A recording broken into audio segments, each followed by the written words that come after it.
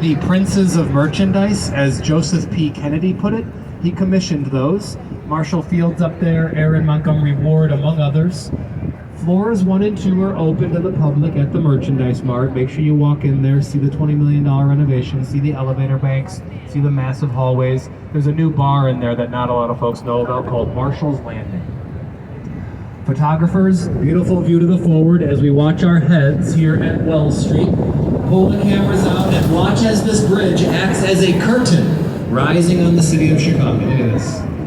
This is what it's all about in Chicago, heading upriver on the main branch towards Lake Michigan. Every one of these bridges does behave like a curtain rising on the city. I'll point out the times where they do it the most beautiful.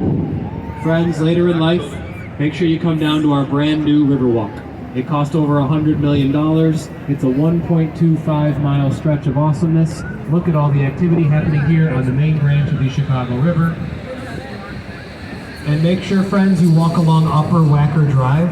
Upper Wacker is from the Daniel Burnham Plan of Chicago, published in 1909. He envisioned our grid system, alleyways, public buildings, Navy Pier, Grant Park, Upper and Lower Wacker from the Burnham Plan. When you walk along Upper Wacker, you'll understand why one of our nicknames is Paris on the Prairie. When Burnham imagined himself in Chicago, he envisioned himself in Paris. French-inspired bridges, places like Grant Park and Buckingham Fountain are modeled after Versailles and the Louvre. Now, here comes one of my favorites. To the right-hand side and forward, on the other side of Clark Street here, look up at this 50-story tall tower, 77 West Wacker Drive from the early 1990s. Ready for this? See the building in its entirety. 77 West Wacker here, the old R.R. Donnelly building. It's modeled after a single Greco-Roman column. The building was inspired by Giotto's bell tower in Florence, Italy. Lastly, folks, see the top of 77 West Wacker here? That is a tip of the hat to the Parthenon in Athens, Greece. Look how lovely and amazing the old R.R. Donnelly building is. That one was designed by James DeStefano. James DeStefano worked alongside a Spanish architect on that building, a man named Ricardo Bofill. All right, my friends, let's jump out here to the forward. I'm going to toss you there to the forward right. You'll see emerging now a green terracotta tower. On top of the green terracotta tower, yes, 24 karat gold. That is real gold, 1/500th of an inch thick. That is the Carbide and Carbon building. It's from 1929. It's a historical landmark on Michigan Avenue that, guess what, was designed by Daniel Burnham's sons. Yeah, the Burnham brothers, as they're known. Daniel Jr., Herbert Burnham. Now, why would Chicagoans put gold on top of a skyscraper? Well, it was the Roaring 20s. But also, Chicagoans were just doing what New York had already done. In New York City, there is a building called the Radiator Building. When you look up later, the Radiator Building, you'll get images in your mind of what our Carbide and Carbon building looks like here in Chicago. And friends, look to the right. This one you have to walk by later. 35 East Wacker Drive. Look at the decorative base of the building. Jump up top, the decorative cornice or capital.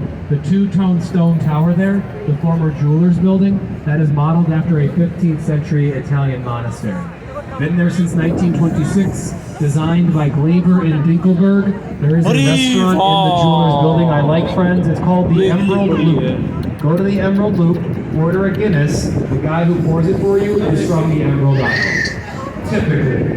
They have some Chicagoans there as well. Walk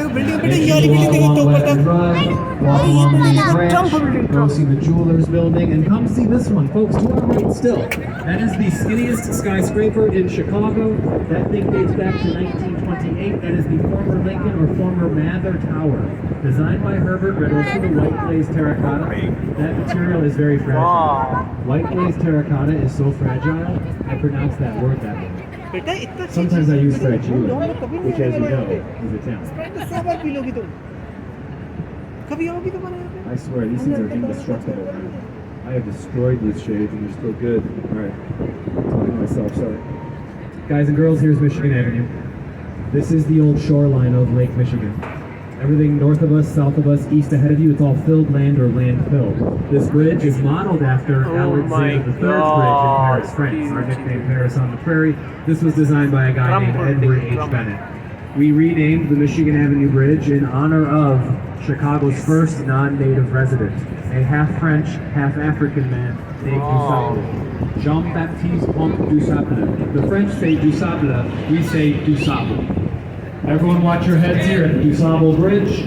As we clear the bridge, folks, look to your left. From 1773 to 1800, DuSable, a fur trapper trader and frontiersman, he lived right there. That is Pioneer Plaza, the site of his homestead.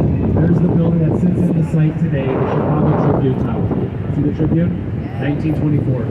Designed by Raymond Hood and John E. Howells. Folks, here's the fun thing with the trip. The midsection looks appropriate for 1924, right? Looks like an Art Deco style building. Stone ribbon windows, you've seen this.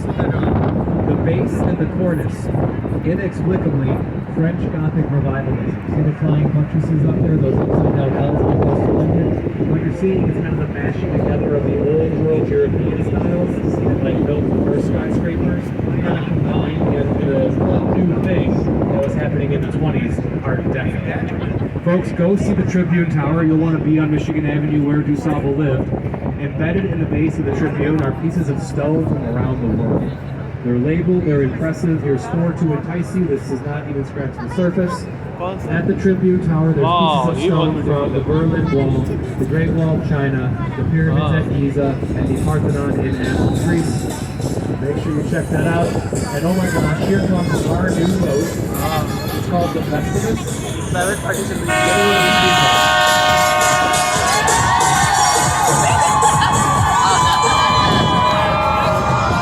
So yeah, we offer different things.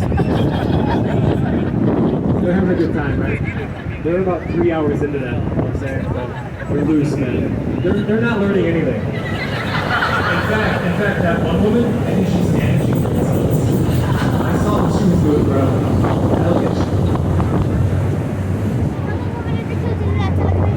Isn't it great to be in the third biggest city in America? Saturday, in what I still call the summer, right? Enjoying a nice boat ride here in the main branch. Look at all this activity. Look around you. Welcome to our world.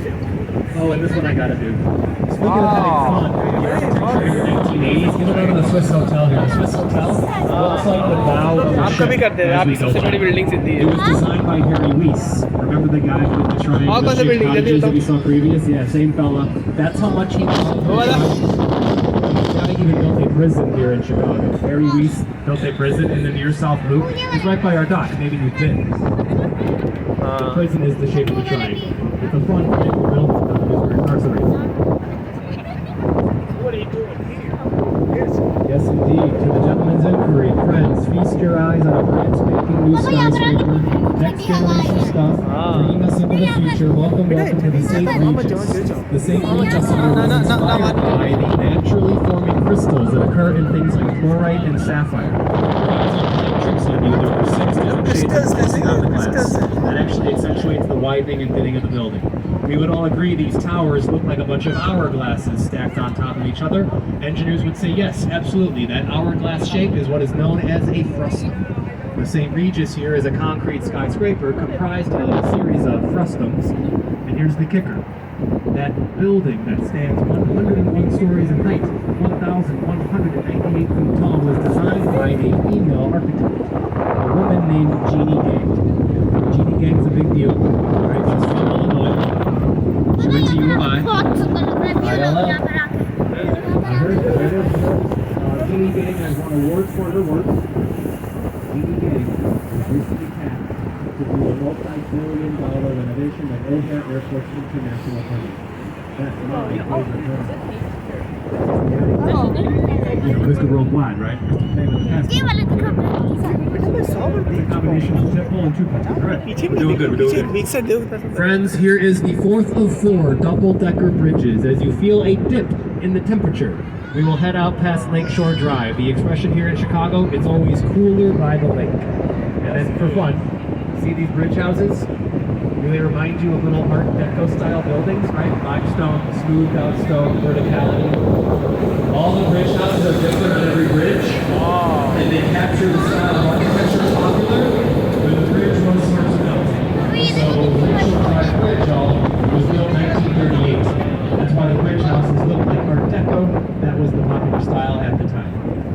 tell you a long story short.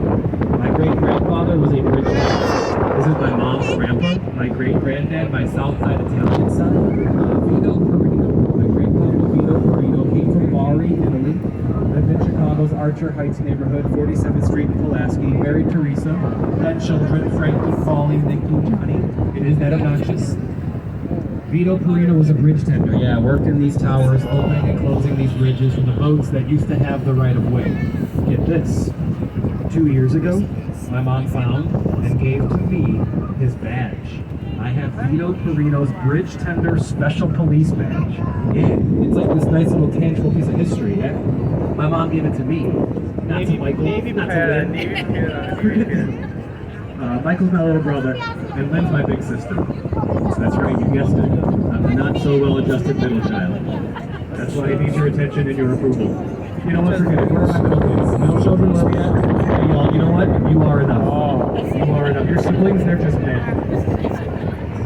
Guys and girls, you have to enjoy Chicago's lakefront. We have literally over 24 beaches. We have 13 harbors full of over 5,000 boat slips. Take a gander at how beautiful the skyline meets the city, or rather meets the lake. People are always very pleasantly surprised to see how nice this is.